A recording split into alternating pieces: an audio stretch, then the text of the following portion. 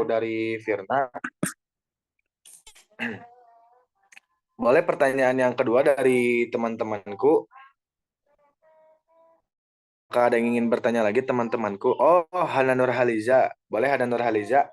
Silakan disampaikan pertanyaannya. Oke, baik. Terima kasih kepada moderator yang telah memberikan kesempatan kepada saya. Eh, ini kan tadi membahas tentang jenis alat dan teknik evaluasi pembelajaran. Jadi yang mau ditanyain itu kan kita sebagai pendidik kadang itu kebingungan ya untuk menggunakan alat atau teknik apa gitu dalam eh, mengevaluasi pembelajaran. Jadi yang pertanyaannya itu bagaimana cara menentukan jenis alat atau teknik evaluasi yang tepat gitu dan sesuai. Apakah dapat dipahami?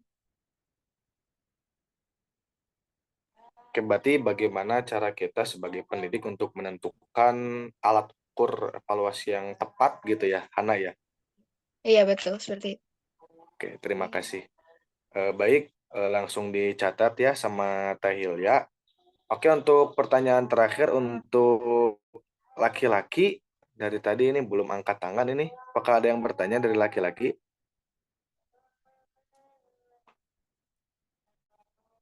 Oh, Manggus Piar Rahman. Silakan Manggus Piar, disampaikan pertanyaannya. Baik, terima kasih Kang Fauzan Izzuddin atas kesempatannya. Pertanyaan yang saya ingin tanyakan mengenai penilaian diagnostik. Tadi ya seperti yang sudah dipaparkan dan saya tangkap bahwa penilaian diagnostik ini adalah penilaian jikalau peserta didik mengalami kesulitan dalam tes formatif. Nah, jadi pelaksanaannya kapan gitu? Kan ketika siswa, misalkan sebagian siswa yang mengalami kesulitan, nah pelaksanaan diagnostik ini kapan? Apakah dibarengi dengan pembelajaran seperti biasa atau dipisahkan gitu?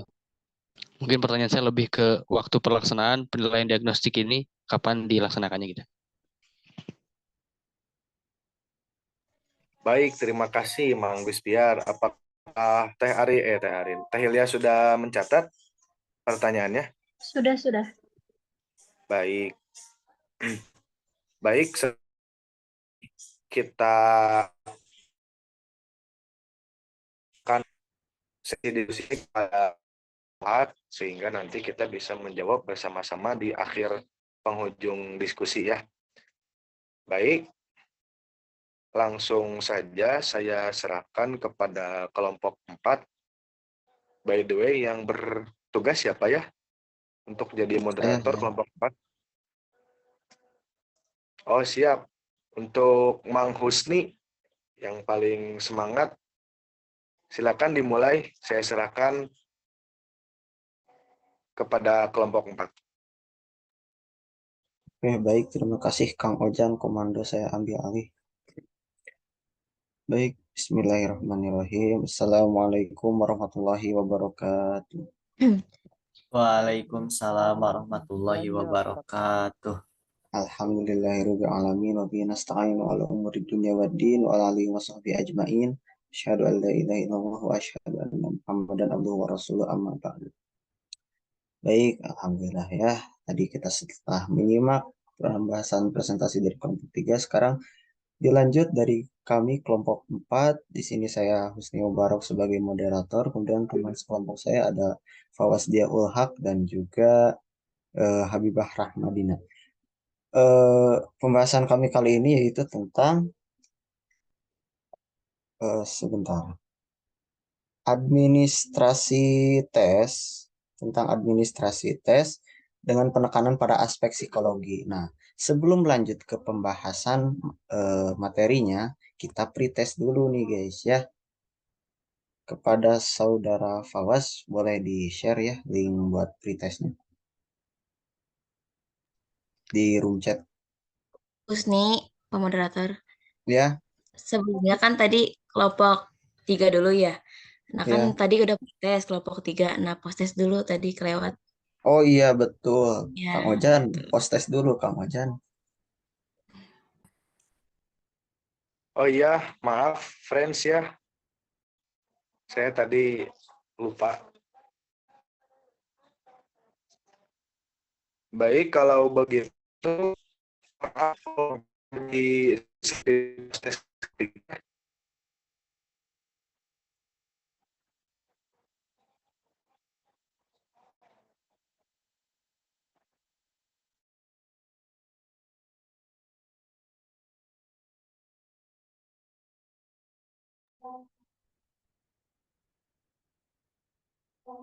Ini teh post test dulu sekarang atau nanti setelah diskusi ini kelompok 3?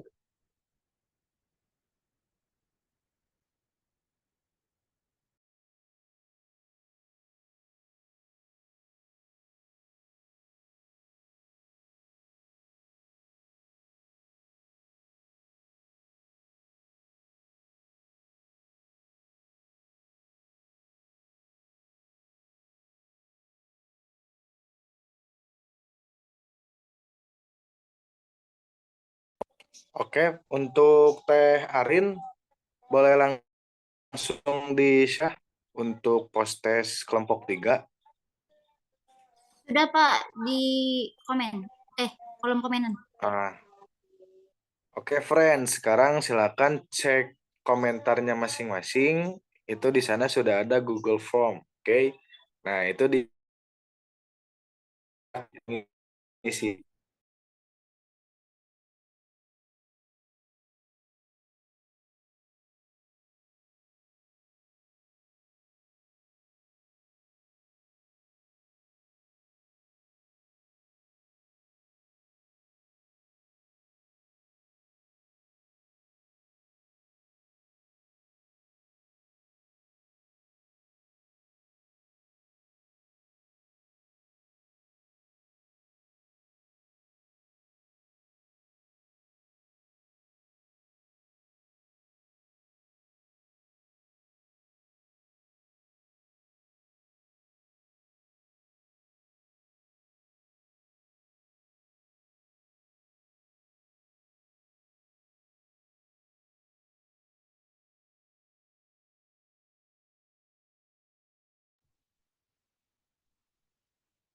Kelompok 3 diskusinya sudah?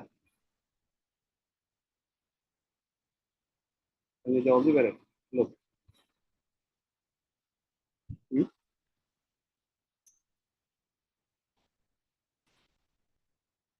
Fauzan? Iya Pak, gimana? Ini udah selesai? Belum? Ini lagi mengerjain post test kelompok 3 Pak. Siap-siap langsung kelompok 4 ya? Ya, baik Pak. Siap, Pak.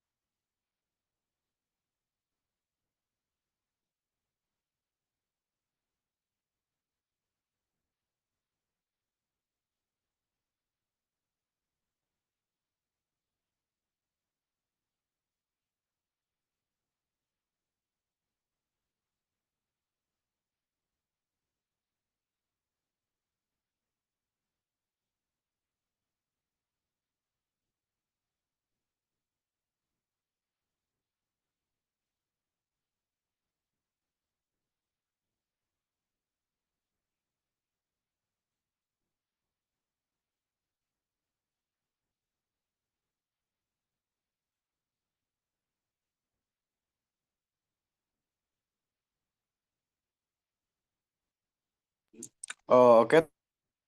Sudah selesai mengerjakan poster 3.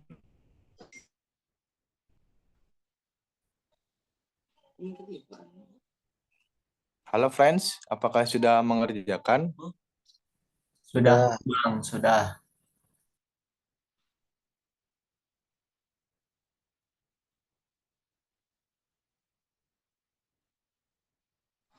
Baik, friends, silakan untuk dilanjut saja ke kelompok 4 ya apabila sudah.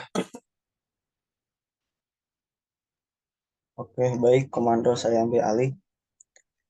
Eh, karena tadi pembukaannya sudah ya, kita langsung lanjut saja. Kita pretest dulu, guys. Pretest untuk soal dari kelompok 4 ya. Pada saudara Fawas, mohon di-share link pretestnya.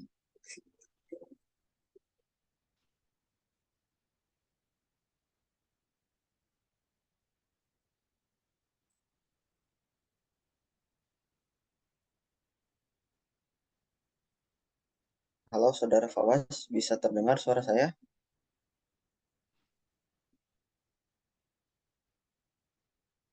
Saya siap, Pak. Baik, Pak Moderator. Siap, siap.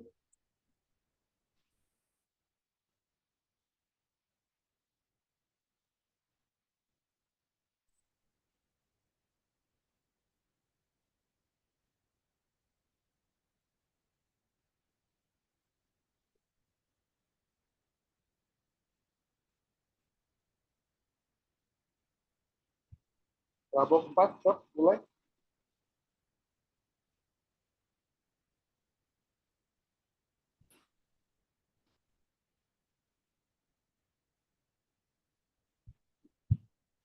Kelompok 4 dimulai aja, stop. Ya, Pak, ini lagi di-share dulu link pretestnya, Pak.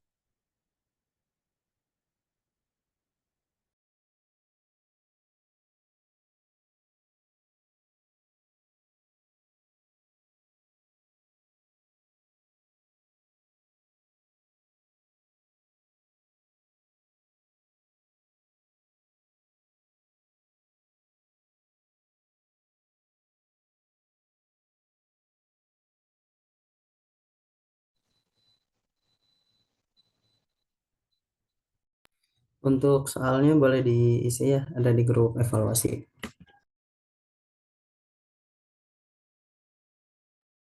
Kirim ke ini, pas, ke room chat Zoom. Biar sekalian.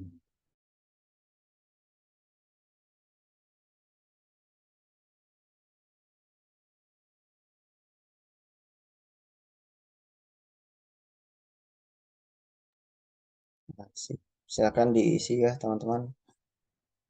Waktunya sekitar 5 menit dari sekarang.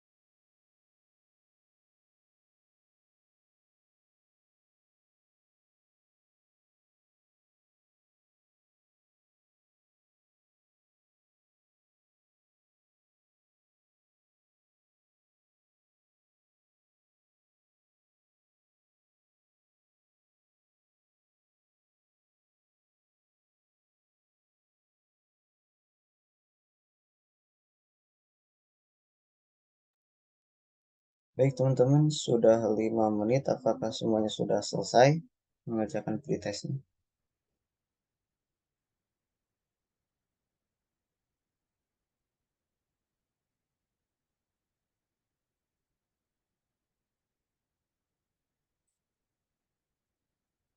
Oke, sudah mungkin ya.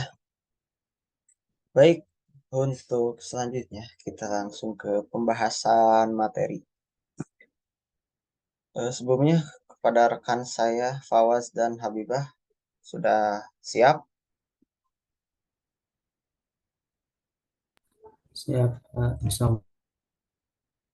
Saudari Habibah, bagaimana? Sudah siap?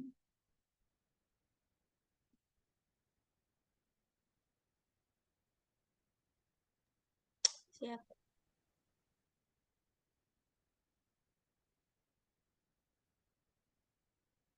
Oke, sudah hadir ya.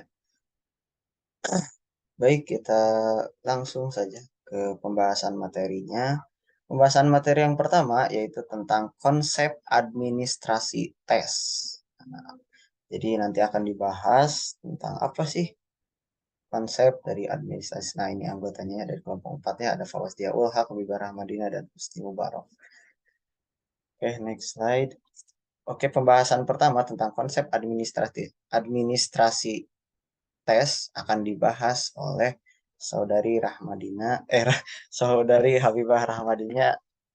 Kepadanya saya persilahkan.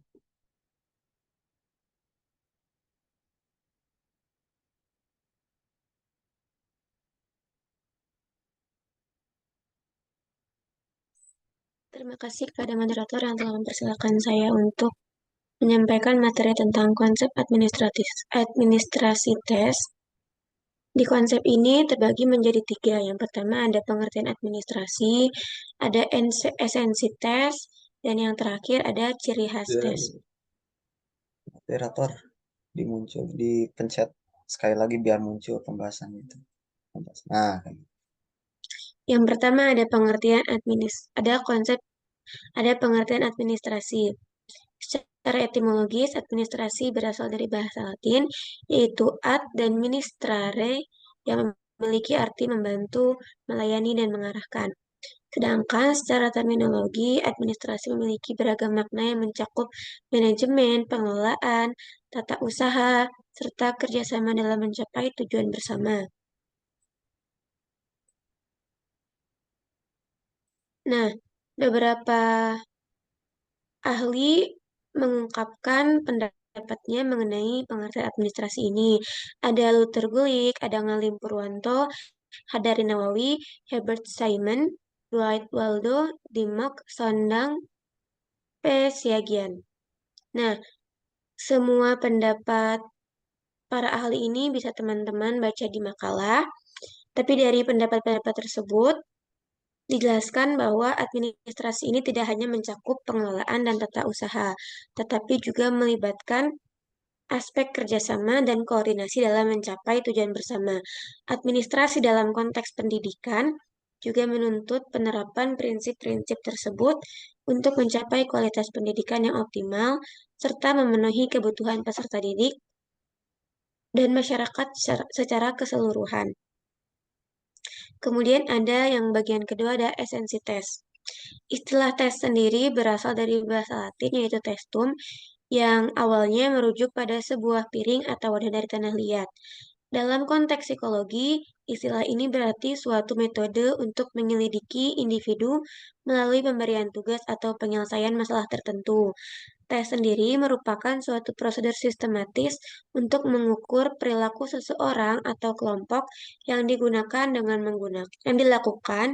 dengan menggunakan serangkaian pertanyaan ataupun tugas yang disusun sedemikian rupa untuk menggambarkan perilaku tersebut dalam bentuk angka, skala, maupun sistem kategori. Tes akan dianggap baik jika memenuhi persyaratan validitas dan reliabilitas. Validitas itu menyangkut atau membahas Bentar.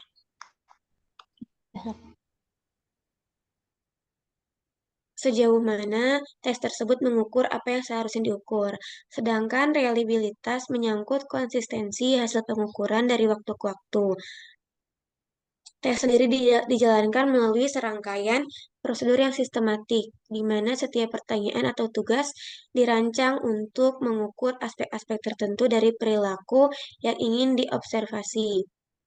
Tes mencoba untuk menggambarkan sampel perilaku yang diukur, meskipun tidak dapat mencakup semua aspek perilaku secara menyeluruh. Oleh karenanya, seleksi ataupun butir-butir pertanyaan ataupun tes harus mewakili seluruh aspek-aspek yang signifikan dari perilaku yang diinginkan. Dengan demikian, tes merupakan instrumen penting dalam dunia pendidikan dan psikologi yang membantu untuk mengukur dan memahami berbagai aspek tingkah laku individu ataupun kelompok secara sistematis dan objektif. Tes memainkan peran kunci dalam proses evaluasi, pendidikan, dan pengembangan sumber daya manusia. Poin terakhir yaitu ada ciri khas tes. Tes mempunyai dua ciri khas. Yang pertama ada penggunaan suatu prosedur secara spesifik atau sistematis, di mana tes mengikuti prosedur tertentu yang telah ditetapkan dalam rangka mengukur sesuatu dengan konsistensi dan objektivitas. Nah, prosedur ini mencakup langkah-langkah yang jelas untuk administrasi tes, kemudian ada penskoran dan interpretasi hasil. Ciri yang kedua ada penskoran respon sesuai dengan prosedur sistematis atau spesifik. Penskoran respon siswa mengacu pada aturan-aturan dan kriteria yang telah ditetapkan sebelumnya. Butir-butir soal disusun dengan memperhatikan pola, kaidah, serta aturan penyusunan yang benar, sehingga memastikan keadilan dan objektivitas dalam pengukuran. Oleh karena itu, penataan atau pengadministrasian tes harus memenuhi syarat pengadministrasian yang benar, termasuk penskoran hasil ujian dan penginterpretasiannya. Hal ini penting untuk memastikan keakuratan dan keberlanjutan pengukuran, serta kesesuaian hasil dengan tujuan pengujian yang ditetapkan. Demikian yang bisa saya sampaikan tentang konsep administrasi tes. Selebihnya saya serahkan kembali kepada moderator. Ya, oke, baik. Terima kasih kepada Saudari Habibah yang telah memaparkan materinya. Untuk pembahasan selanjutnya, ini akan dibahas oleh saya sendiri ya, yaitu tentang administrasi tes dengan penekanan pada aspek-aspek psikologi. Nah, jadi yang pertama yaitu pertimbangan dalam penggunaan tes. Nah, jadi sebelum melakukan tes tentunya ada beberapa hal yang memang perlu dipertimbangkan terlebih dahulu agar pelaksanaan tes, keberjalanan tes itu bisa mendapatkan hasil yang maksimal gitu. Yang pertama, pelatihan dan praktik. Nah, pelatihan dan praktik dalam mengambil tes ini dapat efektif untuk meningkatkan kinerja individu atau kelompok yang memiliki sedikit pengalaman dengan subjek tes tertentu. Jadi harus ada persiapan yang matang gitu, entah itu berupa pelatihan, mengisi soal gitu ya, dan sebagainya lah untuk memaksimalkan hasil tes. Kemudian ada respon set. Nah, konsep respon set ini merujuk pada kecenderungan individu dalam memberikan jawaban yang cenderung pada arah tertentu dalam tes. Nah, hal ini dapat mempengaruhi validitas tes karena respon yang tidak terkait dengan konten tes dapat mempengaruhi hasil secara keseluruhan. Kemudian, implikasi uji untuk pengembangan tes. Nah, pengembang tes sering memiliki perbedaan pendapat tentang apakah harus mendorong atau mengurangi menebak dalam tes. Nah, menerapkan strategi untuk mengatasi masalah menebak dapat memerlukan penyesuaian waktu, tes, dan penggunaan koreksi untuk menebak. Nah, kemudian boleh di next slide, Fawas.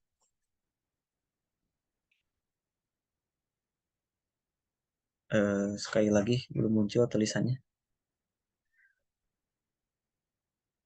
Nah, yang kedua itu persepsi dan respon emosional terhadap tes. Jadi ini membahas tentang perasaan ataupun respon emosional diri kita ketika tes itu sedang berlangsung. Gitu ya. Yang pertama yaitu ada ketegangan dan kecemasan. Yang mungkin ini semuanya sudah pernah mengalami ya ketika kita sedang melakukan tes akan timbul rasa ketegangan dan juga kecemasan dalam diri kita sehingga pada akhirnya akan menimbulkan perilaku-perilaku tertentu gitu ya seperti menggigit kuku gitu ya, menggigit pensil gitu ya, ataupun berbicara pada diri sendiri gitu. Ini apa jawabannya ini? Apa jawabannya? Nah, itu karena respon alami terhadap tes yang sedang kita lalui gitu ya. Yang kedua itu konsekuensi bagi pengguna tes. Nah, di sini sebuah penelitian menunjukkan bahwa tingkat kecemasan seseorang itu dapat mempengaruhi responnya terhadap tes. Nah, oleh karena itu, untuk mempersiapkan kelompok peserta tes dengan baik, penting untuk memahami bagaimana tes diinterpretasikan oleh individu dalam kelompok tersebut, serta pengetahuan tentang perilaku yang mungkin muncul dalam situasi cemas. Bisa itu lagi. Yang ketiga, Mas. Nah, yang ketiga yaitu usaha dan motivasi. Nah, penting untuk mencapai keseimbangan antara motivasi untuk berkinerja baik dan kecemasan yang berlebihan yang dapat menghambat kinerja. Nah, jadi sebelum eh, melaksanakan tes juga alangkah baiknya kita tuh harus mendapatkan motivasi yang positif agar hal tersebut dapat mengefektifkan kita ketika melaksanakan tes gitu agar mendapatkan hasil yang maksimal. Kemudian subjudul selanjutnya, Mas, tentang manajemen kecemasan peserta tes. Ya, bisa dipencet lagi biar muncul tulisannya. Nah, ketika kita sedang menghadapi tes ya, seseorang itu bisa mengalami yang namanya tes anxiety. Nah, apa sih tes anxiety itu? Nah, secara terminologi, tes anxiety itu berasal dari dua kata, yaitu pertama tes, yang berarti tes gitu ya, ujian atau ujian. Gitu. Nah, kemudian anxiety itu yang berarti cemas. Jadi secara harfiah, tes anxiety itu adalah kecemasan ketika menghadapi tes ataupun ujian.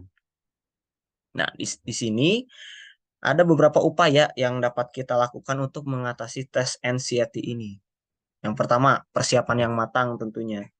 Persiapan yang matang dengan persiapan diri dengan baik menghadapi tes dengan cara ya kita membuat jadwal belajar lah, kita latihan dulu membaca-baca materi yang kemungkinan muncul dalam tes ataupun ya kita berlatih soal gitu ya. Nah, yang kedua, upaya yang kedua yang bisa kita lakukan untuk menghadapi tes anxiety yaitu pikiran yang positif. Nah, ubah pola pikir negatif menjadi positif. Fokuskan pikiran Anda pada kemampuan dan kekuatan.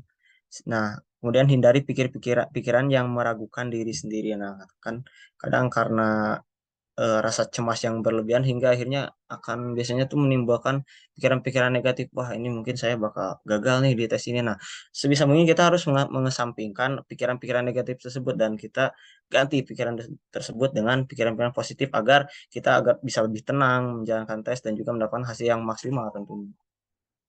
Kemudian yang ketiga itu jaga kesehatan tubuh. Nah, ternyata kondisi fisik pun ya kondisi kesehatan badan kita itu sangat berpengaruh ketika kita melakukan tes gitu ya.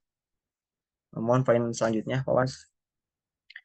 Nah, untuk menjaga kesehatan tubuh ini kita bisa melakukan dengan makanan yang sehat, minum yang cukup, olahraga dan juga tidur yang cukup.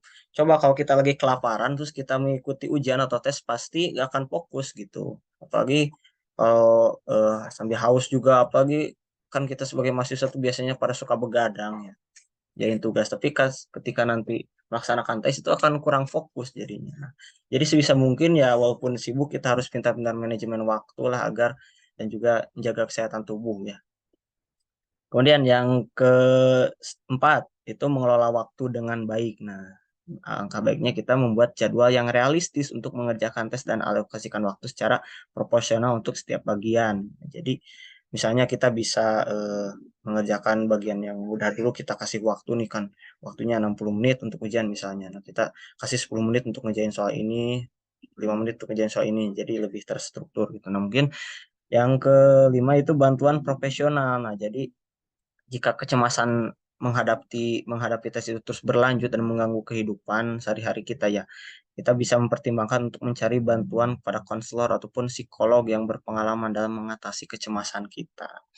Nah, kemudian eh, poin selanjutnya, Fawaz, yaitu tentang standar administrasi tes dan scoring.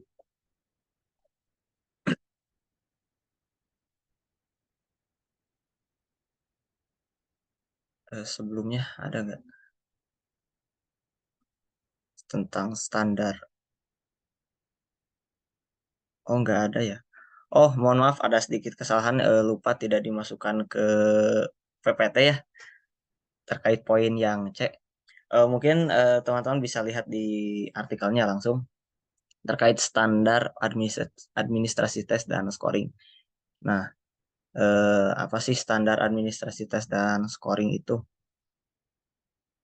Ya, jadi eh, standar administrasi dan scoring itu merupakan standar yang digunakan gitu dalam melakukan tes ataupun melakukan scoring atau penilaian gitu. Nah, menurut American Educational Research Association, nah ada 180 standar yang digunakan untuk mengevaluasi, mengatur, mengelola, menafsirkan, dan memaknai tes psikometri dan instrumen lainnya. Nah, namun hanya ada 5 dari kriteria tersebut yang secara khusus itu terfokus tentang administrasi dan juga scoring tes.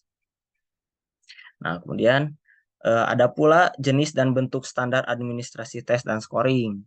Nah, yang pertama yaitu standar-standarnya dalam administrasi tes dan scoring. Yang pertama, dalam pelaksanaan standar tertentu, administrator tes harus mematuhi prosedur yang ditetapkan dengan cermat untuk spesifikasi administrasi dan penilaian oleh penerbit tes. Kemudian, yang kedua, lingkungan pengujian harus memenuhi standar kenyamanan yang wajar dan harus minim gangguannya. Nah, maka biasanya kan kita kalau lagi mengadakan ujian atau tes suka ada tanda di luar mohon tenang sedang ujian. Nah, karena memang berpengaruh ya kondisi lingkungan terhadap pelaksanaan tes gitu.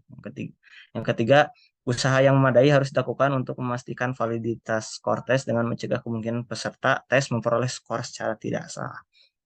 Keempat, penggunaan tes bertanggung jawab untuk melindungi keamanan materi uji. Nah, yang kelima, pengelola tes harus memberikan interpretasi yang sesuai ketika memberikan informasi tentang skor tes kepada siswa, orang tua, guru, ataupun media.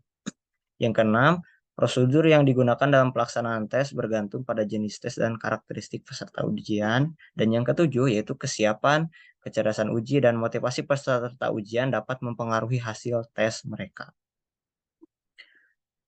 Nah, adapun yang terakhir itu ada skor tes meliputi kegiatan-kegiatan sebagai berikut. Yang pertama, mencetak tes esai, mencetak tes objektif, kesalahan skor manusia, mencetak buktian ganda dan pilihan palsu yang benar, mencetak item ranking, koreksi untuk menebak, skor dikonversi, skor tes lisan, dan juga evaluasi skor dan branding. Nah, mungkin sekian pemaparan materi yang bisa saya sampaikan. Untuk pembahasan selanjutnya yaitu tentang penyusunan pelaksanaan pemberian skor dan pengelolaan skor akan disampaikan oleh saudara Fawaz. Kepadanya saya persilakan.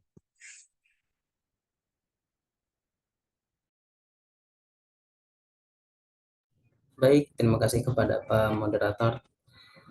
Di sini saya akan menjelaskan poin terakhir, yakni penyusunan, pelaksanaan, pemberian skor, dan pengelolaan skor. Oke, untuk bab yang pertama atau materi yang pertama yang akan saya sampaikan itu penyusunan perangkat tes terlebih dahulu. Untuk merancang perangkat tes ada dua aspek penting yang perlu dipertimbangkan. Yang pertama ada penyusunan naskah teks. Penyusunan naskah tes harus memperhatikan berbagai faktor agar peserta tes dapat menunjukkan kemampuan terbaiknya. Terus yang kedua, ada beberapa hal yang harus diperhatikan dalam menyunting tes dengan memprioritaskan kepentingan peserta. Nah, maka dari itu ada beberapa hal yang perlu diperhatikan.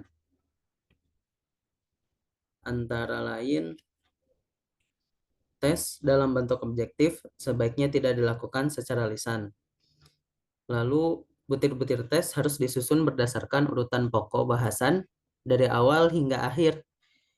Terus, tingkat kesulitan tes sebaiknya diatur dari yang paling mudah hingga yang paling sulit. Lalu, butir-butir tes yang memiliki kesamaan sebaiknya dikelompokkan bersama Jadi ada pengelompokan soal-soal tes yang sama, terus petunjuk pengerjaan tes harus ditulis dengan jelas, bisa disantumkan di deskripsi soal. Terus penyusunan butir tes harus diatur sedemikian rupa agar tidak memberikan kesan tertekan kepada peserta. Selanjutnya, ada setiap butir tes harus ditempatkan sedemikian rupa sehingga STEM dan seluruh opsi jawaban berada dalam satu halaman. Selanjutnya, ada wacana yang menjadi acuan untuk satu atau beberapa butir tes harus diletakkan di atas butir tes yang bersangkutan. Dan yang terakhir, ada hindari penempatan pola tertentu pada kunci jawaban. Itu beberapa hal yang perlu diperhatikan dalam penyusunan perangkat tes. Selanjutnya ada pelaksanaannya. Untuk pelaksanaannya sendiri ada hal penting untuk memastikan kerahasiaan naskah agar tidak mengganggu fokus peserta saat tes berlangsung. Reproduksi tes sebaiknya dilakukan secara terpisah antara lembaran tes dan lembaran jawaban. Itu udah pasti ya. Terus ada juga beberapa panduan praktis dalam reproduksi naskah tes.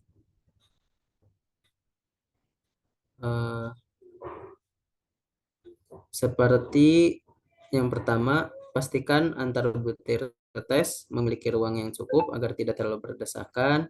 Lalu ada nomor dan huruf yang digunakan. Nomor dan huruf yang digunakan di depan pilihan jawaban harus konsisten dengan yang tertera pada lembar jawaban. Lalu untuk tes pasangan kata, kedua kolom yang berisi pertanyaan atau pilihan jawaban harus berada pada halaman yang sama. Terus butir tes yang berkaitan dengan suatu wacana harus ditempatkan dalam satu halaman.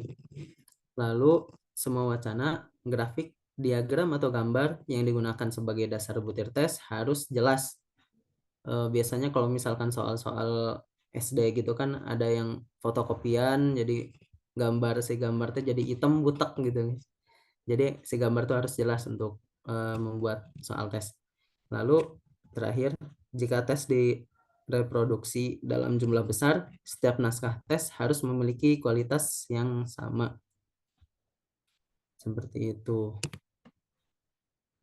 Bentar.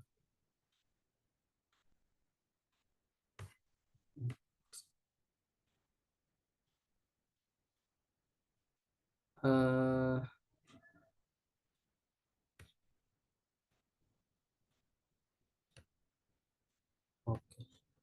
Selanjutnya,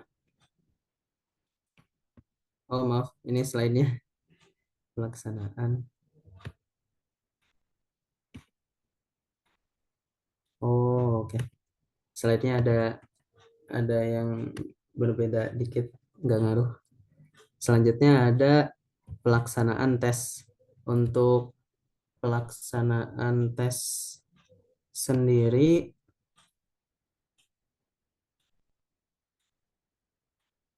oh sebentar, maaf tadi ada salah penyampaian poin ya.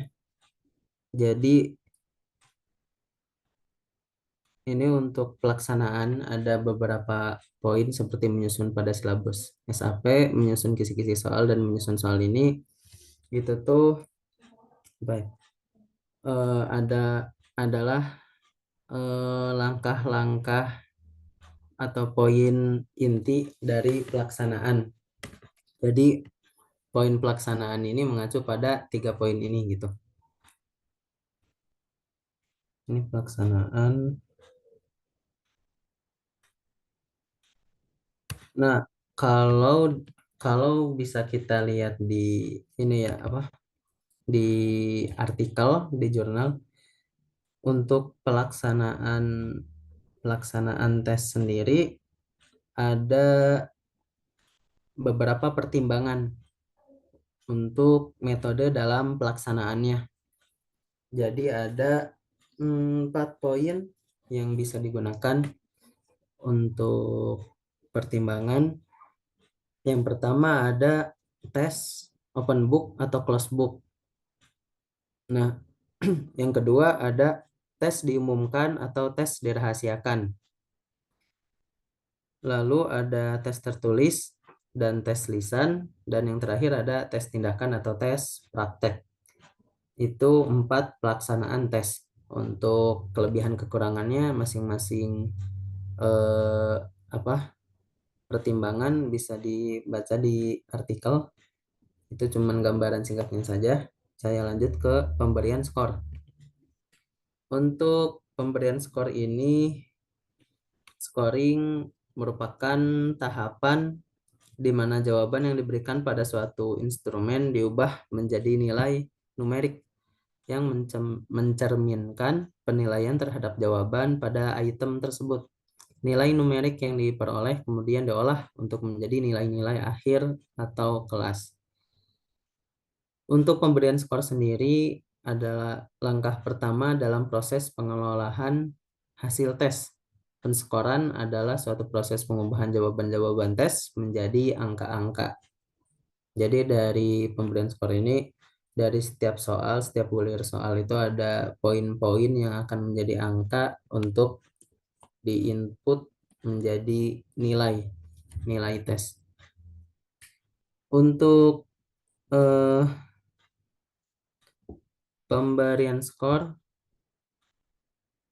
ada beberapa poin lagi. Yang pertama ada teknik pengolahan data. Untuk teknik pengolahan data ini metode statistik sering digunakan. Ada 4 langkah pokok yang harus diikuti dalam pengolahan data hasil tes. Yang pertama ada men-skor, yaitu mendapatkan skor mentah dari 3 jenis atau bantu, yakni kunci jawaban, kunci scoring, dan pedoman konversi. Lalu yang kedua ada mengubah skor mentah menjadi skor standar. Lalu yang ketiga ada mengonversi skor standar menjadi nilai.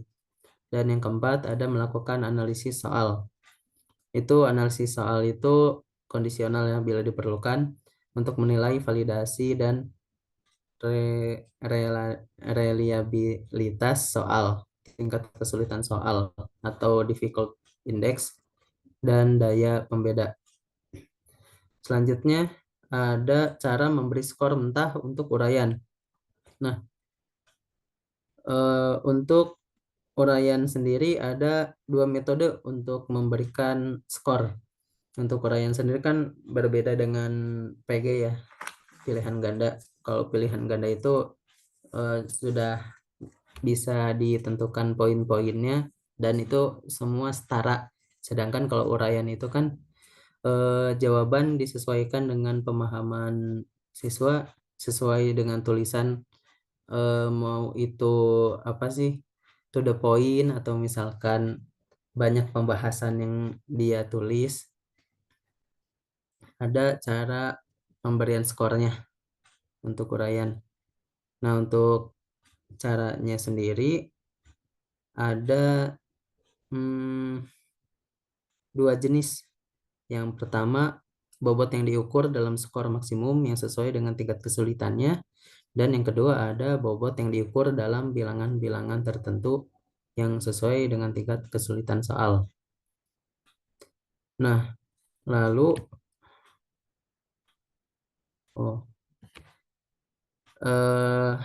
yang ketiga ada cara memberikan skor untuk tes objektif.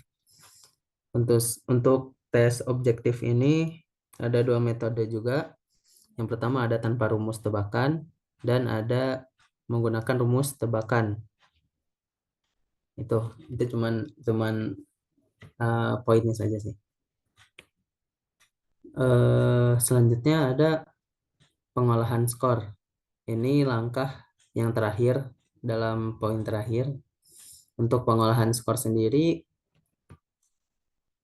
yang pertama ada pengolahan dan pengubahan skor menjadi skor standar. Ada dua metode di sini yang digunakan. Ada criterion referenced evaluation atau penilaian acuan patokan PAP. Ini mengubah skor mentahan menjadi nilai dengan mengacu pada kriteria atau patokan tertentu. Yang kedua ada norm referenced evaluation atau penilaian acuan norma PAN. Mengubah skor mentah menjadi nilai dengan membandingkan dengan norma atau kelompok. Itu dua metode dalam pengolahan pengubahan skor. Nah, lalu yang kedua ada pengolahan dan pengubahan skor mentah. Nah, kalau pengubahan skor mentah ini ada melibatkan berbagai skala seperti skala 5, A, B, C, D, F, skala 9, 1 sampai 9, skala 11, 0 sampai 10, Z-score dan T-score. Itu beberapa contoh dari pengubahan skor mentah. Dan yang terakhir ada cara memberi skor. Nah, untuk cara memberikan skor ini, yang pertama ada skala sikap menggunakan skala 5, yang SS, S. Yang itu tuh yang sangat sulit, yang seperti itu tuh contohnya dengan nilai positif dan negatif. Oh, maaf. Oh ya, kayak gitu benar. Setuju, tidak setuju, contohnya tuh yang seperti itu. Selanjutnya ada domain psikomotor. Menggunakan skala penilaian dari sangat baik sampai tidak baik untuk mengukur penampilan atau kriteria. Nah, seperti itu pemaparan materi mengenai penyusunan, pelaksanaan, pemberian skor, dan pengelolaan skor. Untuk selanjutnya, mungkin materi sudah selesai sih. Saya kembalikan lagi kepada moderator. Terima kasih. Oke, baik. Terima kasih kepada Saudara Fawas yang telah memaparkan materinya. Ini Bu PJ, ini post test dulu atau pertanyaan dulu? Ini jawab aja dulu, tanya jawab. Oh, post test dulu, Pak. Tanya jawab dulu aja, tanya jawab. Proses di belakangan. Oh, iya. Baik. Pada teman-teman, barangkali yang ingin bertanya, kami beri kesempatan untuk 3 orang penanya ya. Oke, di sini baru ada, udah ada 3 nih. Saudari Ilma, Hildan, sama Hakim. Oke, sudah ditutup ya karena sudah ada 3 penanya. Oke, penanya pertama, Saudari Ilma, dipersilahkan. Oke, terima kasih kepada moderator yang sudah mempersilahkan saya untuk... Oh iya, notulen jangan lupa dicatat pertanyaannya. Silakan lanjut. Ya. Yang ingin saya tanyakan di judul persepsi dan respon emosional terhadap tes ada di poin pertama, yaitu pertanyaannya, ketegangan dan kecemasan itu muncul pada dirinya sendiri atau dari lingkungan sekitar yang membuat siswa tersebut tidak nyaman. Bagaimana? Oke, baik, sedang dicatat. Diulang lagi. Share screen-nya ini dulu, dikeluarin dulu aja. Gimana, Pak? Share screen-nya dikeluarin dulu aja. Oh, Pas, mohon dikeluarin share screen. Nah, terima kasih. Gimana, notulen dipahami pertanyaannya?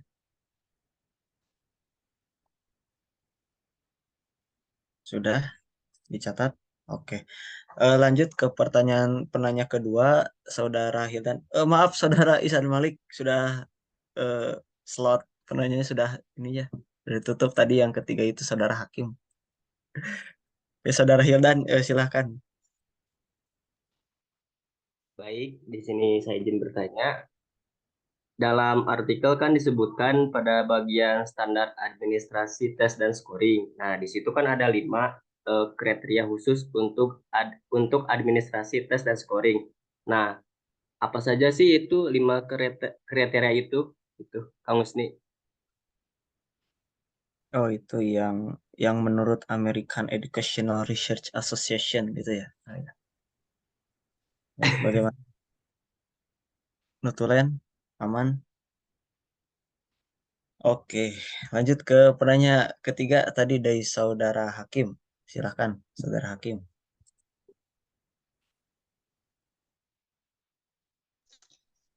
Baik, Bismillah. Terima kasih kepada moderator yang telah mempersilahkan saya untuk bertanya. Pertanyaannya itu adalah, kan tadi membahas mengenai psikologi sama tes ya. Nah, biasanya kan waktu SMA itu ada yang namanya psikotes ya, yang mana untuk memilih siswa untuk masuk IPA atau IPS. Untuk dengan mengerjakan soal caranya tuh. Nah, apakah yang seperti itu untuk sekarang ini berjalan efektif atau bagaimana? Jadi psikotes itu apakah efektif digunakan kembali atau enggak dan apa alasannya? Mungkin sekian.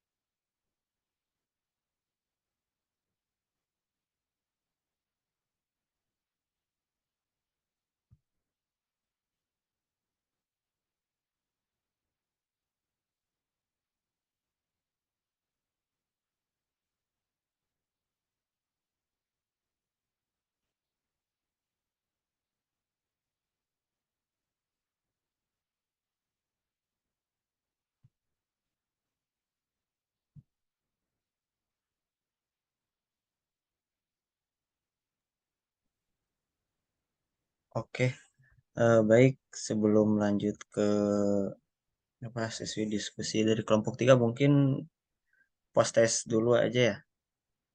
Kepada Saudari Habibah mungkin bisa di-share link Gform-nya.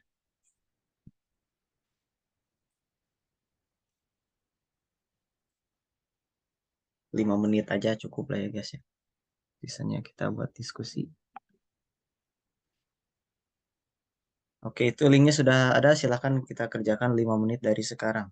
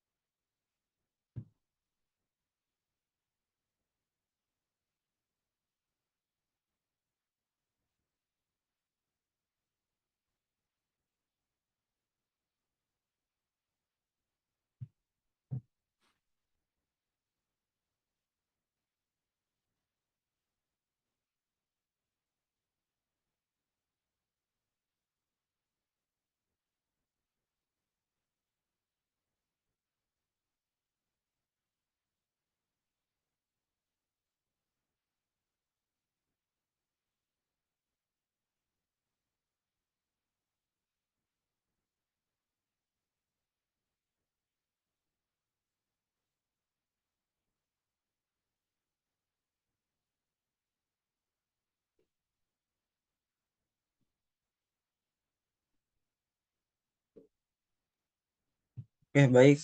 Karena sudah 5 menit ya, selanjutnya untuk diskusi kelompok 3 saya serahkan kembali ke Kang Ojan selaku moderator dari kelompok 3. Aku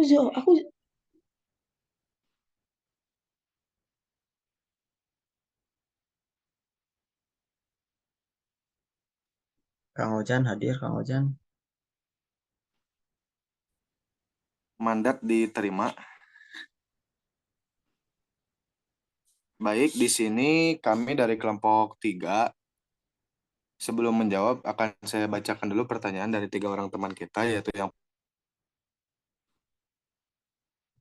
bagaimana jika guru memberikan tugas tes pilihan ganda, tetapi menanyakan pendapat apakah itu efektif atau tidak, dan seharusnya bagaimana? Itu dari saudari Firna. Lalu yang kedua dari saudari Hana, kita sebagai pendidik yang kebingungan menggunakan alat dan teknik dalam evaluasi. Bagaimana tepat dan sesuai? Dan yang ketiga, pelaksanaan kapan dilaksanakan? Itu dari saudara Gus Piar. Baik, untuk mempersingkat waktu dan untuk mengefektifkan juga, di sini saya akan menjawab pertanyaan dari saudari Hana Nurhalim. Bagaimana kita sebagai pendidik untuk menentukan jenis atau alat evaluasi yang tepat dan sesuai ya. Di sini saya akan menjawab. Sekurang-kurangnya ada 4.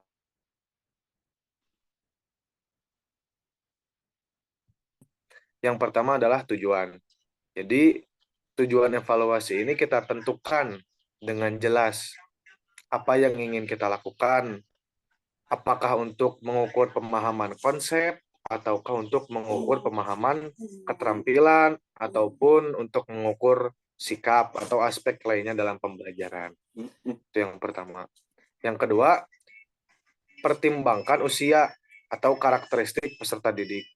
Nah, terkadang karakteristik peserta didik itu berbeda-beda dari usia, kemudian minat, lalu kebutuhan, dan gaya belajar itu pun mempengaruhi.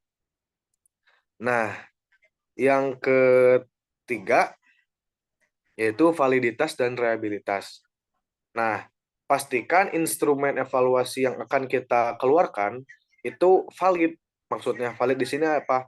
Mengukur apa yang seharusnya diukur gitu. Lalu yang kedua adalah reliabilitas.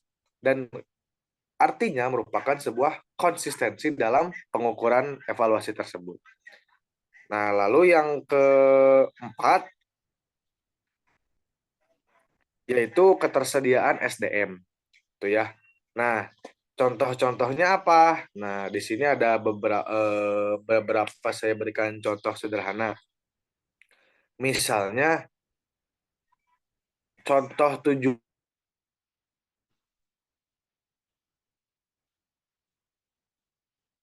tajam pemahaman peserta didik tentang suatu konsep. Nah, maka yang dapat kita lakukan adalah menggunakan tes tertulis seperti soal pilihan ganda atau esai. Itu contoh yang pertama. Nah, contoh yang kedua itu jikalau kita mengukur tentang keterampilan praktik peserta didik. Nah, kita dapat memberikan apa? Alat instrumennya. Nah, itu kita bisa menggunakan observasi langsung maupun penugasan praktikum. Nah, itu yang kedua, ada 2 contoh ya, yang secara sederhananya saya jelaskan. Oke, untuk Hana sendiri bagaimana komentarnya? Jadi kurang lebihnya ada 4 ya kalau tadi dari Kang Ozan itu. Cara untuk menentukan cara teknik atau alat evaluasi yang tepat itu harus nentuin tujuan, terus juga disesuaikan dengan umur, terus reliabilitas sama validitas, sama yang terakhir itu SDM-nya. Jadi mungkin secara singkatnya kalau kita mau menentukan jenis evaluasi yang tepat itu, kita harus objektif mungkin ya, disesuaikan dengan si pendidik dan juga materi yang sedang kita sampaikan, dan juga jangan kayak semaunya kita gitu, misal untuk ini mah misal pakainya pilihan ganda atau gimana gitu. Jadi intinya mungkin disesuaikan ya.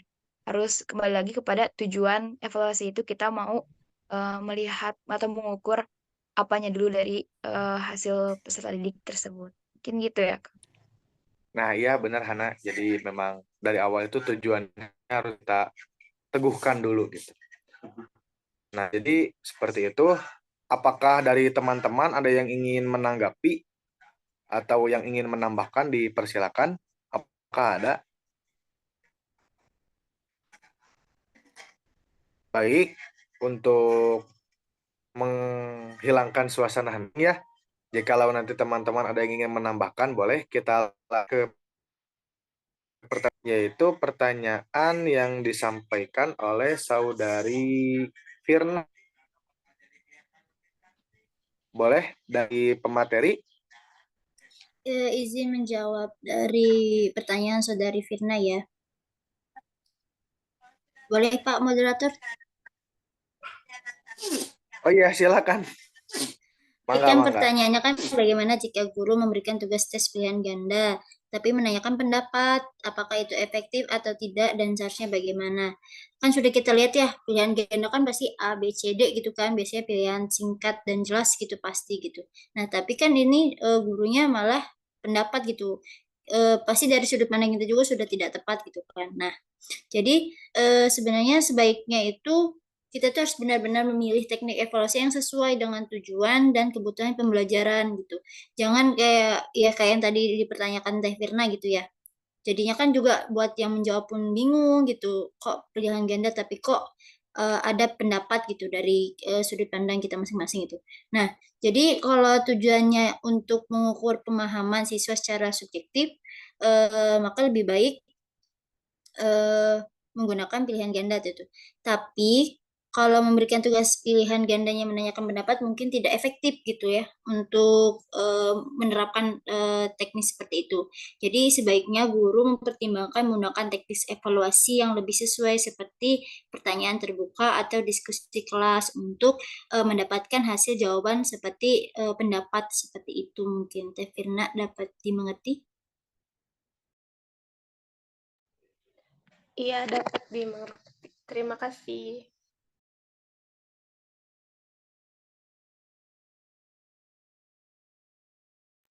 Baik. Dari saudari Firna, bagaimana tanggapannya? Ya, berarti untuk tes pilihan ganda yang menanyakan pendapat mah tidak efektif digunakan. Jadi lebih baik pakai tes yang lain gitu ya.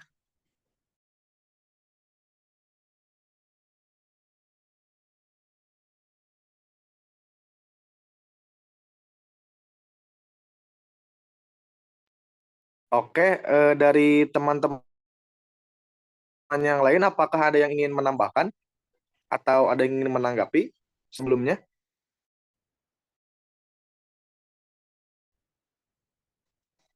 Cek, halo, apakah suara saya terdengar?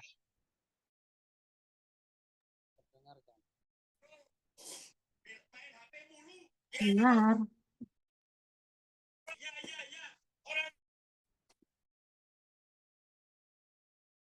Oke, baik. Jika belum ada yang ingin makan, tidak apa-apa, nanti seiring berjalanku ya. Untuk pertanyaan yang terakhir yaitu dari Mang Guspiar ya, itu pelaksanaan penilaian diagnosis laksanakan. Nah, silakan untuk saudari Hilya, boleh langsung. Oke, terima kasih Pak Moderator. Jadi tadi tuh pertanyaannya kapan dilaksanaannya tes diagnostik. Nah, seperti yang tadi sudah dipaparkan juga ya bahwa tes diagnostik itu merupakan cara guru mengidentifikasi dan memperbaiki kesulitan belajar siswa. Nah, alangkah baiknya tes diagnostik ini dilaksanakan di awal semester, maksudnya bukan di awal semester waktu pembelajaran langsung tes diagnostik, tidak. Cuma nanti setelah misalnya ada ulangan harian, itu biasanya dilaksanakan ulangan harian itu biasanya seminggu sekali ya. Nah, setelah nanti hasil dari ulangan harian itu, yaitu tes formatif itu, nanti hasil belajar siswanya turun, maksudnya turun tidak bagus. Nah, baru dilaksanakannya tes diagnostik ini untuk mengetahui gaya belajar siswa. Jadi, kenapa harus di awal dilakukan tesnya, tes penilaian diagnostik ini? Karena untuk mengetahui cara belajar siswa. Karena kan setiap siswa itu berbeda ya gaya belajarnya. Mungkin ada siswa yang mengerti hanya dengan ceramah dan ada siswa yang mengerti hanya melihat gambar gitu kan, tidak semua siswa sama gitu gaya pembelajarannya. Nah, tes diagnostik ini dilakukan agar nanti guru tuh punya pembekalan untuk nanti mengganti cara belajar agar siswa tersebut bisa memahami pembelajaran gitu, dan nanti hasil akhir dari hasil evaluasi pembelajaran di akhir itu nilainya semua rata gitu, memahami materi. Jadi sebaiknya dilaksanakan di awal, dan bentuk dari tes diagnostik ini tidak mesti kayak tes tulis, tes esai ya, bisa juga dengan observasi gurunya. Jadi selama pembelajaran diobservasi oleh guru bagaimana mungkin tingkah laku siswa atau bagaimana pas pembelajaran, apakah siswa memperhatikan atau enggak gitu. Jadi pelaksanaannya itu di awal. Seperti itu, Kang Luspiar. Bagaimana?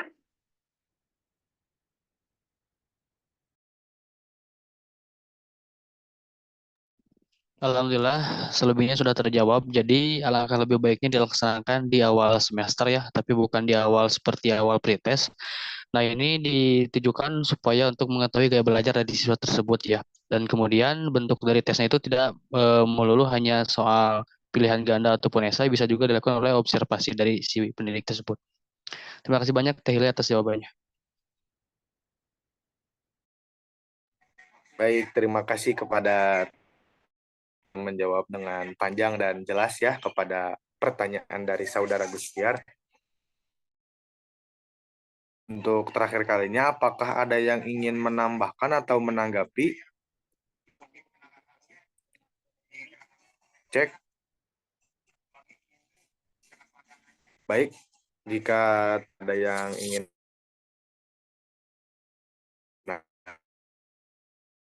saya akhiri. Terima kasih kepada para penjawab dan para penanya. Baik, saya serahkan forum kepada moderator kelompok 4. Mangga, Kang Husni, dipersilakan. Ya, baik. Terima kasih, Komando. Saya ambil alih. Kita lanjut ke diskusi dari kelompok 4 ya. Pertama saya akan membacakan terlebih dahulu pertanyaan-pertanyaannya. Yang pertama dari Saudari Ilma. Ketegangan dan kecemasan saat mengerjakan tes itu muncul dari diri seseorang, siswa, atau dari lingkungan sekitar yang membuatnya tidak nyaman. Nah, kemudian yang pertanyaan kedua dari Hiadan. Dalam artikel itu ada 5 kriteria khusus standar administrasi tes dan scoring. Itu apa aja? Nah, kemudian dari Saudara Hakim, apakah psikotes dalam pemilihan peminatan saat jenjang SMA itu efektif digunakan kembali atau tidak? Sebutkan beserta alasannya. Nah, baik. Di sini saya sebagai presenter akan menjawab pertanyaan dari Saudara Hildan terlebih dahulu ya. Nah, jadi ya itu tuh standar itu tuh berdasarkan American Educational Research Association. Nah, itu ada 5 kriteria khusus yang membahas tentang administrasi tes dan juga scoring. Nah, mungkin itu karena ada kekurangannya tidak dicantumkan di artikel. Nah, jadi 5 kriteria khusus itu yang pertama adalah validitas. Nah, standar validitas ini itu menekankan kepada kevalidan instrumen tes ataupun sejauh mana instrumen tersebut dapat mengukur hal yang dimaksudkan untuk diukur gitu. Nah, validitas ini merupakan ukuran sejauh mana hasil tes itu dapat mencerminkan konstruk yang sedang diukur. Nah, kemudian yang kedua, standar kedua itu standar reliabilitas. Nah, Kriteria ini berkaitan dengan kendaraan atau konsistensi instrumen tes dalam memberikan hasil yang sama jika diulang penggunaannya.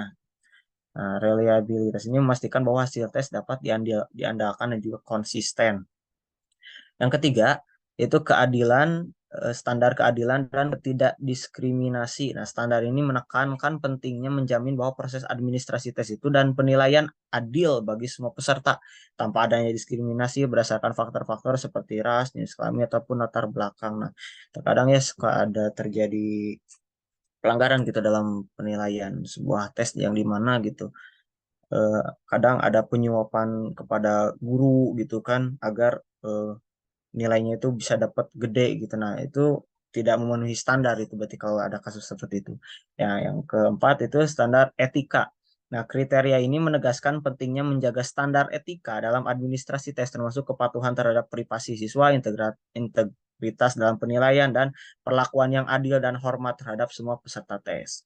Dan yang kelima adalah standar transparansi. Nah, standar ini menekankan perlunya transparansi dalam proses administrasi tes dan pelaporan hasil.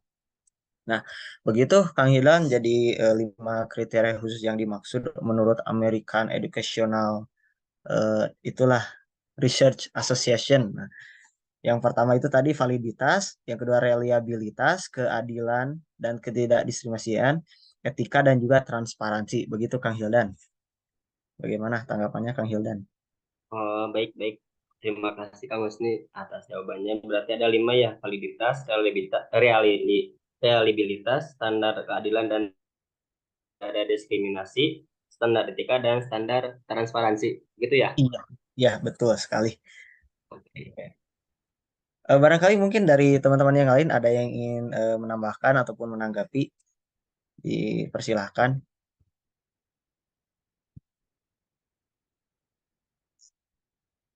Oke, saya hitung sampai 3. 1, 2, 3. Oh, tidak ada ya.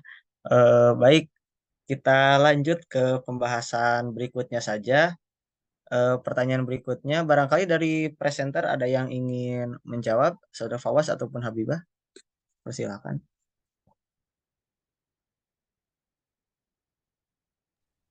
Izin menjawab dari pertanyaannya Ilma. Oke, baik. Kepada Saudara Fawaz dipersilahkan. Oke, untuk pertanyaan Ilma ini tadi mengenai ketegangan dan kecemasan saat mengerjakan tes muncul dari diri seorang siswa atau dari lingkungan sekitar yang membuat tidak nyaman.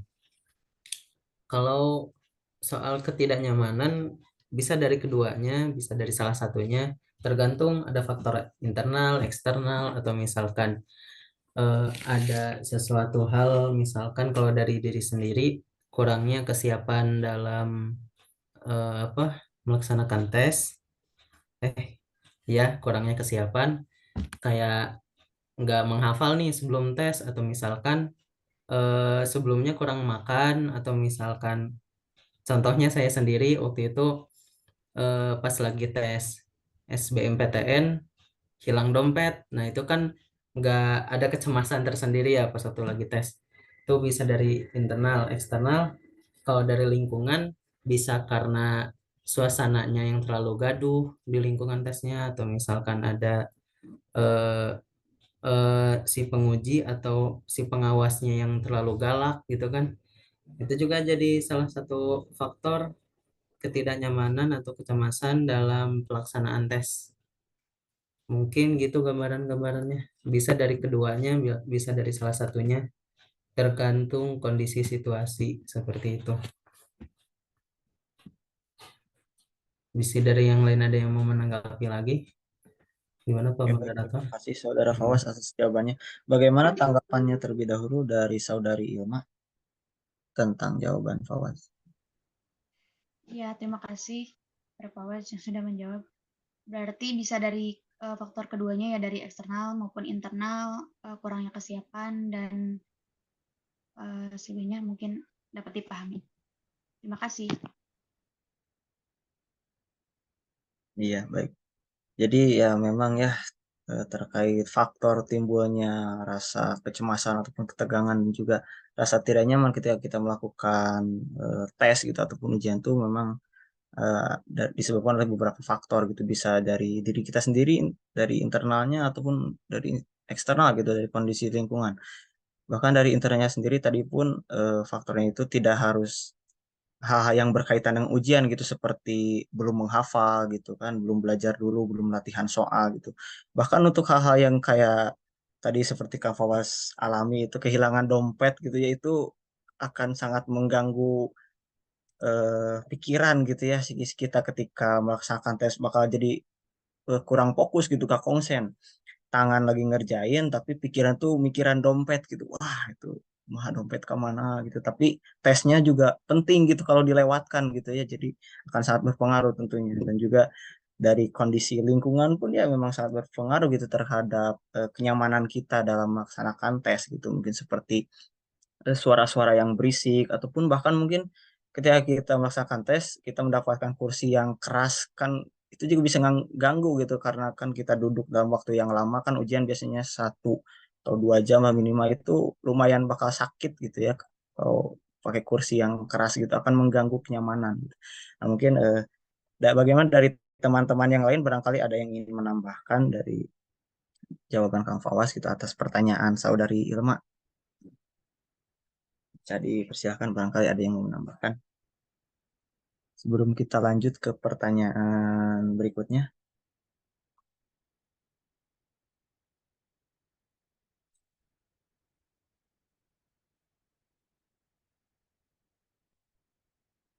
Baik, tidak ada ya, tidak ada yang mau menambahkan lagi. Baik, kita lanjut saja ya ke pembahasan dari pertanyaan terakhir. Bagaimana dari presenter, ada yang ingin menjawab untuk pertanyaan terakhir?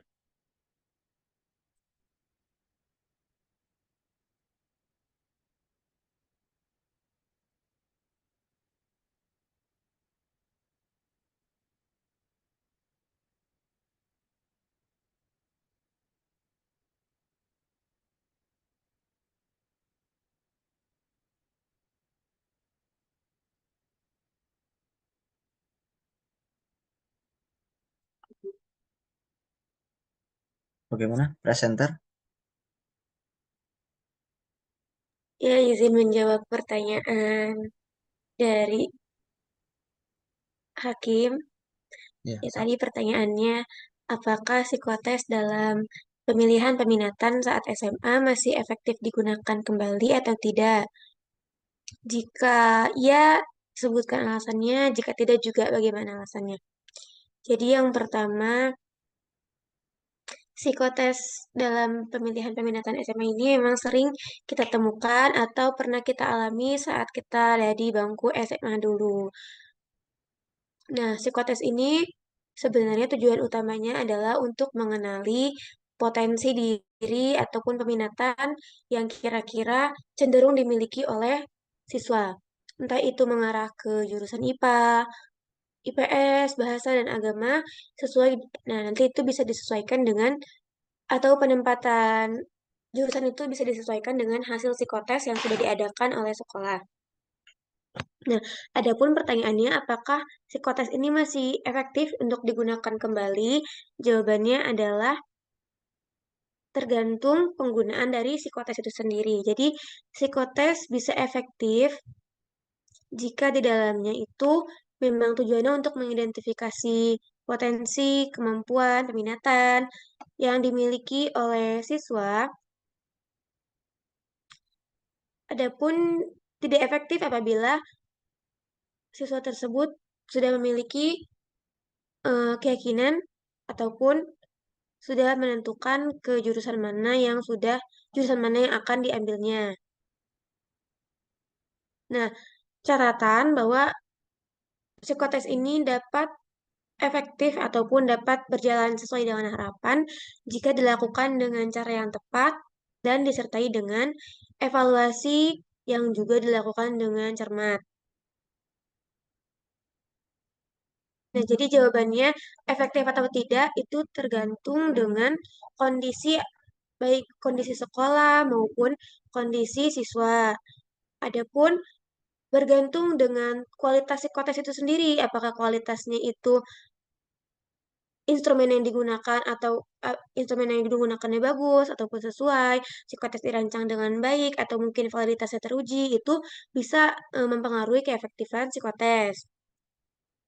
Nah, perubahan dalam lingkungan pendidikan juga bisa mempengaruhi bagaimana keefektifan psikotes itu berjalan.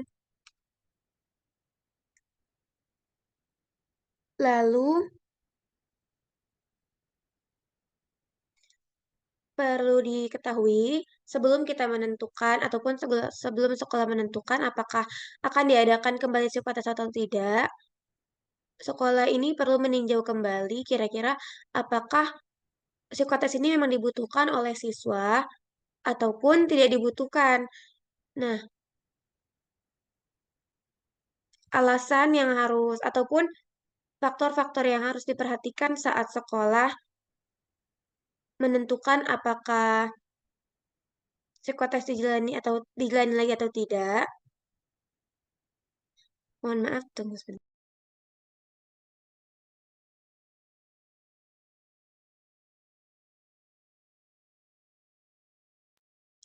Jadi bisa dilihat dulu bagaimana pentingnya psikotes ini terhadap peminatan siswa. Ada beberapa yang harus diperhatikan yaitu psikotes ini penting untuk mengidentifikasi potensi peminatan ataupun kemampuan siswa yang mungkin belum siswa itu tunjukkan ataupun belum bisa ditunjukkan karena siswa tersebut mungkin merasa malu ataupun tidak ada wadah untuk mengungkapkan potensi itu.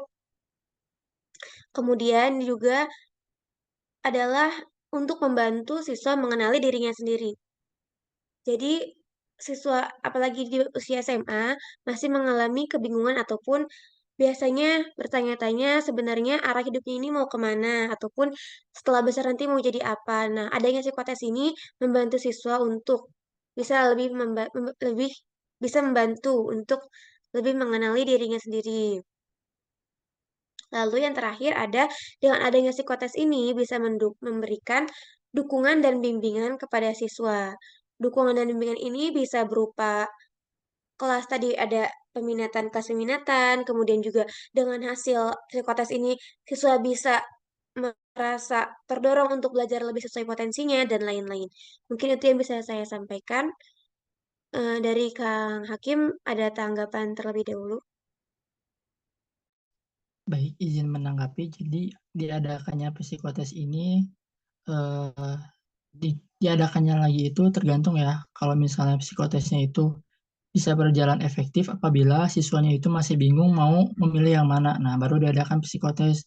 Namun, jikalau siswanya sudah memiliki kemampuan atau potensi yang dia inginkan, maka itu kurang efektif dilaksanakan psikotes tersebut karena siswanya sudah menentukan pilihannya. Mungkin itu yang dapat saya simpulkan, Teh.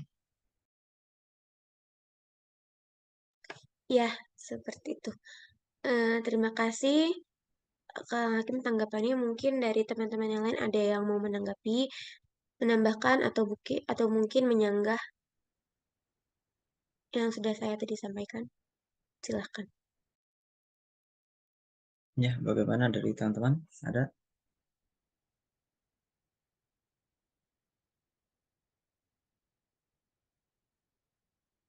Mungkin tidak ada ya. Baik, jika tidak ada lagi yang mau menambahkan ataupun menanggapi, kita karena melihat waktunya sudah mau habis, kita sudahi saja. Baik, kami dari presenter dari kelompok 3 dan juga kelompok 4 izin pamit undur diri. Mohon maaf apabila masih banyak kekurangan dan juga kesalahannya. Untuk selanjutnya saya serahkan kepada Bapak. Oke, terima kasih. Assalamualaikum warahmatullahi wabarakatuh. Suara saya? Waalaikumsalam warahmatullahi wabarakatuh. Terdengar, Pak. Bismillahirrahmanirrahim. Pertama, terima kasih atas paparan dari kita dan teman-teman.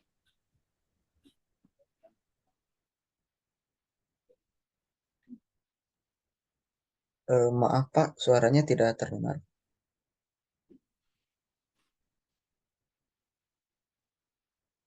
Dengar nggak sekarang? Sekarang ada. Ada Pak, tapi kecil. Iya ya. Padahal di sini udah gede banget ini. Ya, tolong untuk PJ memantau perjalanan diskusi dan melihat yang on kamera. Oke, materi ini adalah materi yang itu adalah materi dasar yang perlu dijadikan penguatan. Kenapa disebut dasar? Karena memang ini dari pertemuan 4 ya. Kita akan dihadapkan pada banyaknya masalah ketika kita melakukan evaluasi pada pembelajaran. Salah satunya adalah menentukan jenis dan alat tes yang mau dipakai. Nah, yang harus kalian ingat satu hal, apapun jenis dan alat tes yang dipakai, atau teknik penilaian apapun yang dipakai. Pak, mohon maaf, suaranya putus-putus, kurang jelas. Iya, betul.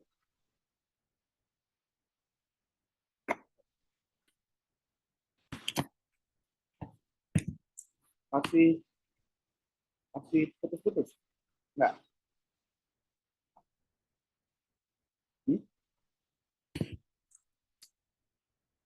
Sudah Pak, jelas. Ya. Itu waktu kita hanya sampai pukul berapa? 11.50 ya. Tapi nggak apa-apa.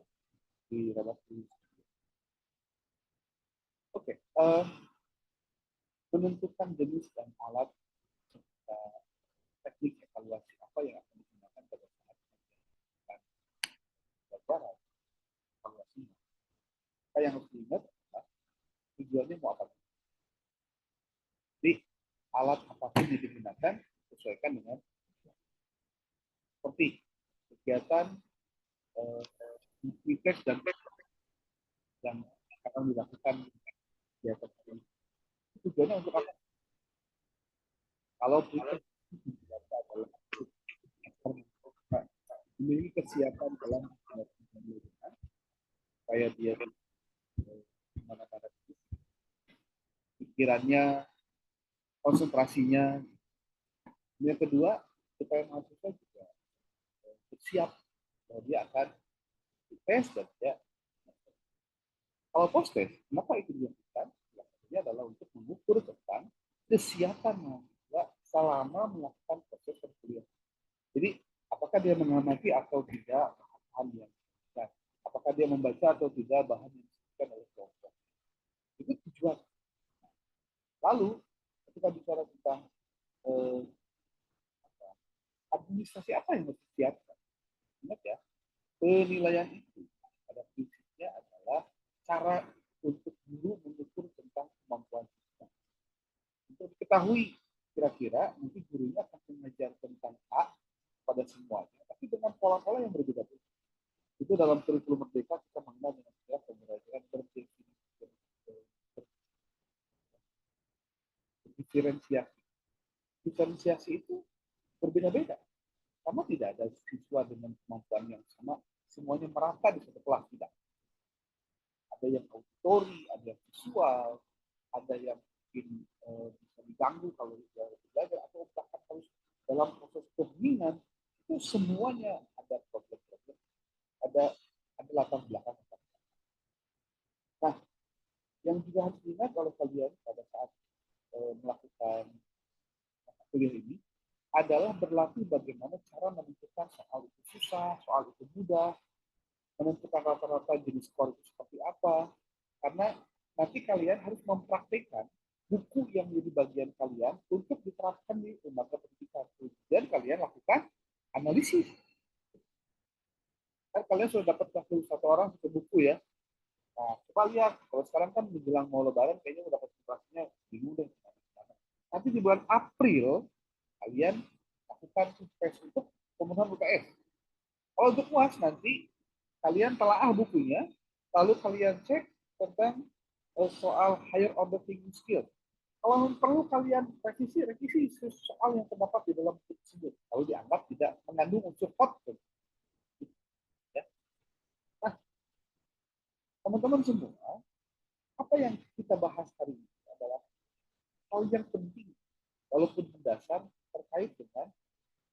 jenis-jenis tes apa yang bisa kita gunakan untuk mata pelajaran PAI. Makanya nanti kalau memberikan contoh untuk kelompok yang lain ya, 5, 6, dan seterusnya, pastikan contohnya itu dengan menggunakan soal-soal pendidikan agama Islam supaya lebih aplikatif. Ya. Termasuk nih buat kelompok 3 dan 4, harusnya juga diberikan contoh-contoh itu, termasuk ketika bicara administrasi tes dengan penekanan pada aspek psikologis.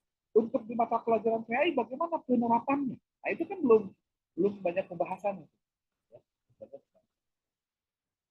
Oke, dan jangan lupa juga, ada yang penyusunan pelaksanaan pemberian skor dan pengolahan skor. Inilah yang kemudian menjadi bagian penting dari kesepakatan antara yang mau dinilai dengan yang dinilai terkait masalah skor. Kenapa itu penting? Karena nanti paling tidak si siswa akan mengejar ketertinggalan dia dari aspek apa yang harusnya dia jadikan standar minimal ketika tidak ada scoring. Tapi kalian juga jangan kaget kalau kemudian sekarang penilaian itu tidak hanya lewat kuantitatif dan ada skor, ada angkanya. Ada juga data kualitatif yang dijadikan sebagai penilaian seorang guru kepada siswa. Itu bentuknya naratif. Karena naratif, maka yang perlu diperhatikan bagaimana guru bisa memperhatikan siswa satu persatu. Nah, memang kerepotan kita kalau guru PAI, guru PAI jumlahnya hanya 1 atau 2 orang, tapi mengajar semua kelas. Gitu. Kecuali kalau misalkan gurunya guru rumpun PAI, seperti guru akidah akhlak, fikih, Quran hadis, dan seterusnya. Itu rata-rata pegang kelasnya lebih dari 2. Ya, ada kelas 10, 12 atau 7, 8, 9. Kelasnya kelas 7, 8, 9. Tetapi maksudnya yang kalian berikan contoh-contohnya dalam pembelajaran PAI. Penting. Karena kita maksudnya mata pelajaran. Oke, itu saja dulu yang bisa disampaikan sekarang. Tolong baca lagi materinya dengan sebaik-baiknya. Filenya yang dikirimkan dibaca lagi, dibuka, dan penting untuk kalian bisa berlatih untuk bagaimana membedakan mana soal yang gampang, sedang, tinggi itu bagaimana mengukur. Itu ada alat untuk membedakan. Oke, ini untuk Hanifah kelompok berapa? Kelompok 3 dan 4 sudah selesai hari ini. Jadi minggu depan kelompok 5 dan kelompok 6. Dan mudah-mudahan kita dalam keadaan sehat walafiat dan tetap terus untuk membaca buku dan soal-soal yang diberikan untuk persiapan UTS dan UI. Oke, demikian. Terima kasih. Kalau tidak ada pertanyaan, ada yang mau disampaikan? Bapak, nanti record ini bakal di-share gak, Pak? Nanti Record pertama kali ini. masukkan ke YouTube. Oke, terima kasih, Pak. Ya. Ada lagi? Kalau tidak ada, kita tutup. Bila taufiq wal hidayah. Assalamualaikum warahmatullahi wabarakatuh.